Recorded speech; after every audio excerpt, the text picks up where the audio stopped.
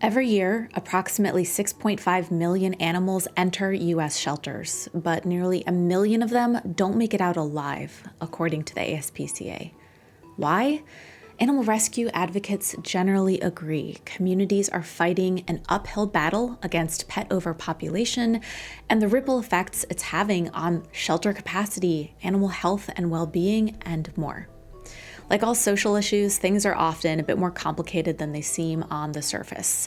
So in our second episode of our Changemaker Cafe Animal Rescue series, we'll dig in to some of the underlying causes and challenges related to pet overpopulation, trying to understand the impact it's having on animal rescue efforts, and think about what we can do to help as changemakers.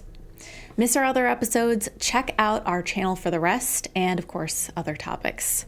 As always, you can download the series action guide for resources and tips to tackle these issues in your community, whether you're aiming to start a nonprofit or socially conscious business, serve as a volunteer or board member, raise funds or awareness, and more at changemakercafe.com.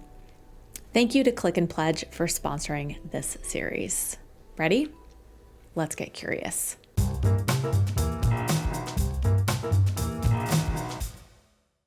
Warning. Watching Changemaker Cafe may lead to side effects such as caring a lot, an insatiable desire to help others, growing your skills to change the world, or becoming a leader in your community. For best results, use an open mind and share with all your friends. Before we can really dig into the challenges behind pet overpopulation and how it affects animal rescue efforts, we need to define what we mean when we say pet overpopulation to begin with. So for any species, overpopulation occurs when the number of beings in a given area exceeds the environment's capacity to support them. So when animal welfare advocates talk about pet overpopulation today, what they mean is that the number of companion animals in our communities is simply more than people's ability to support them with enough space, sustenance, and other resources. Essentially, there are not enough homes or safe environments to go around for these animals. And at this point in human history, because these animals have been domesticated for thousands of years, they now depend on human support in order to survive rather than live in the wild in most cases. The belief that underscores animal rescue work is basically this: animals now live in and depend on the human world, so humans are responsible for their well-being. Let's dig a little deeper. How exactly is pet overpopulation happening?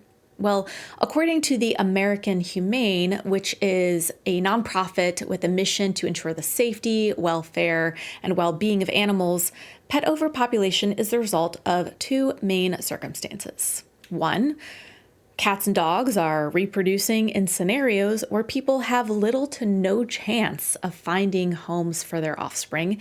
And two, pets are being relinquished by owners who can no longer keep them or who no longer want them. Just how big of a problem is this? Let's take a look at pet overpopulation by the numbers. So if you remember, in our first video in this series, we talked about the past and present of animal rescue efforts, including the scale of pet homelessness today. Recapping a few of those highlights. So we've got about 70 million companion animals without homes in the United States, according to rough estimates. And of that 70 million, just about 10% or 6.5 million actually wind up in one of the nation's 3,500 shelters. Of those that make it to a shelter, 2/3 are adopted and 13% are lost pets returned to their owners. Good. But about 13% of dogs and 17% of cats are euthanized each year, according to the ASPCA. And finally, unfortunately, some percent of animals are returned to the shelter after adoption.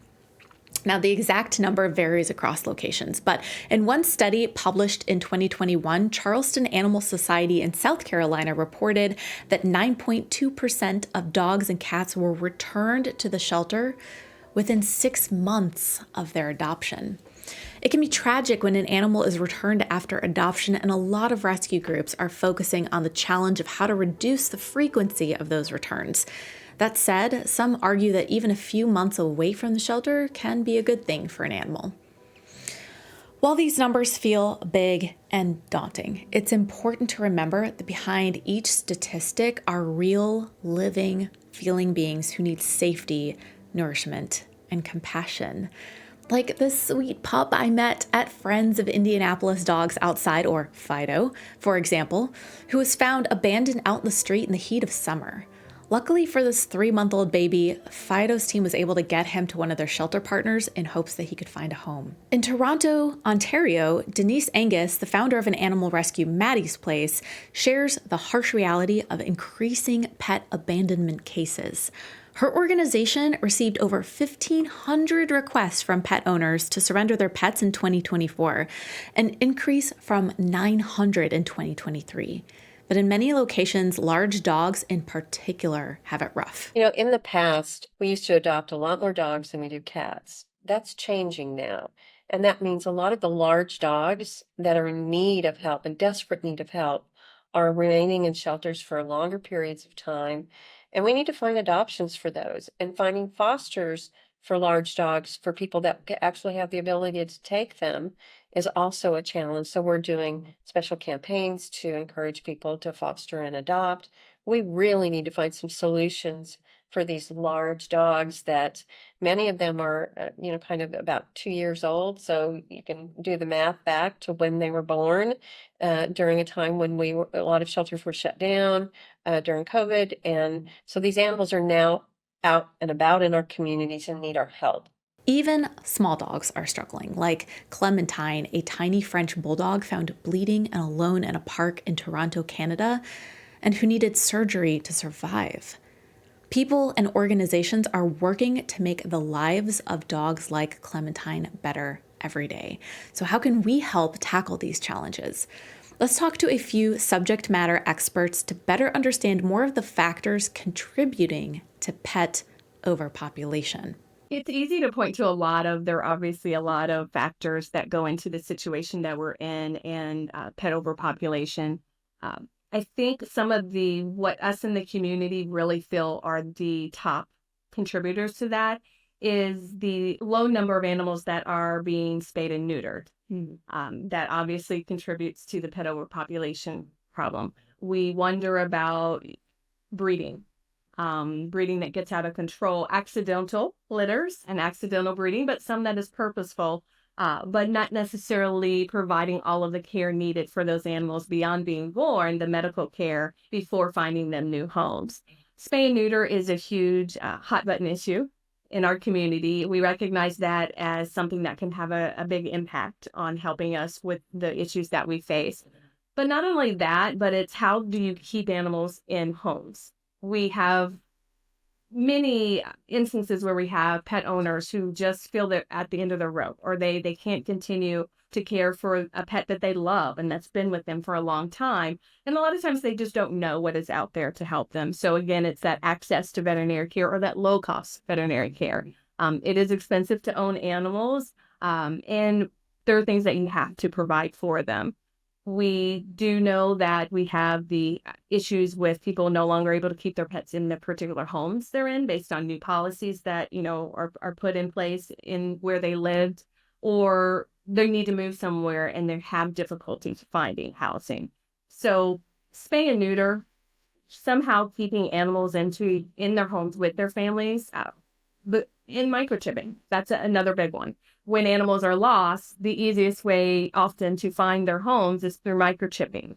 But there's not everyone takes advantage of that. They're not informed about it. They don't know that it exists or really what it is. But finding ways to keep animals out and make sure that if they do come into a shelter, they really need to be here because there really is no other alternative. But there are just so many and a myriad of just little pieces that kind of contribute to the problem. But I would say those are our top kind of priorities. Keeping animals in homes wherever possible can make a huge difference, according to rescue leaders and experts. So how can we make progress on helping people do that? We'll be digging deeper into the financial aspects of pet ownership in a future video in this series. But one organization that I spoke to, Indianapolis Professionals Advocating for Animal Welfare, or IPAW, says it starts with awareness of the resources available to struggling pet owners. I have found that typically people don't quite understand the resources and like the education piece behind animal welfare work until they need it. So, for example, you need to surrender your animal because you can't afford food. Well, there are dog and cat food pantries. There are a couple throughout the city that most people don't know about, like I said, until you need it. And so a lot of times these pet food pantries are not getting the donations because people just simply don't know about them. And so that then creates a trickle down effect that, if we're not getting the donations and then we can't hand out the food, and then people are needing to surrender their animals because they can't feed them. I know we talked about a lot of problems making it hard to reduce pet homelessness so far, but I hope you'll see opportunity and hope in what we're learning together too. The good news is that experts like Kelly and Elaine and so many others on the ground have worked hard to study these issues. So with an understanding of what's going on beneath the surface, changemakers like you and me can be a part of coming up with solutions. And there are promising solutions out there. For example, according to Best Friends Pet Adoption, if just 6% more people chose to adopt versus purchase their pets, we could end euthanasia of dogs and cats in shelters in the United States. That would be pretty awesome. That's the perfect segue to this episode's Changemaker Challenge, where we take a moment to reflect on what we're learning and brainstorm ideas to make an impact. Here's how to participate. Jump down into the comments, brainstorm, and share your thoughts on a few ways that you might use your unique skills as an individual or member of a group to address one of the challenges for animal rescue we talked about in this video, whether it's encouraging more people to adopt pets or spay and neuter pets or raise awareness about resources for pet owners or something else. Think of as many ideas as possible and drop those into the comments. In the next video in our animal rescue series, we'll take a deeper look at issues surrounding animal shelter capacity in hopes of better understanding why are animal shelters so overcrowded. We'll explore how shelters work, understand the resources that are needed to make them run, and think about how we can help tackle the issue of shelter capacity in our own communities. There's just one last thing to share with you. A sincere thank you to our sponsor making this series possible, Click and Pledge. Click and Pledge is a comprehensive fundraising platform for nonprofits ready to raise money and grow. Their robust fundraising features include all sorts of things like donation forms, software to be able to raise money in person at events, text to give, peer-to-peer fundraising that allows supporters to form teams and raise money in their own networks, which is always awesome. Video fundraising with donation links embedded directly in your videos, donation outreach tools to improve donor retention, a complete Salesforce integration, many more integrations, and more. Here's the thing. Some platforms charge more based on your organization size, not Click and Pledge, where the pricing stays the same even as your donor list increases. There are no contracts, and all of their solutions are included at no extra cost. Learn more about Click and Pledge's fundraising solutions and get your first month free using the links below this video. You can get in contact with their team to ask questions or schedule a demo, or sign up and give it a try right now. Find the links for both options below this video. I'll see you for the next episode of Changemaker Cafe.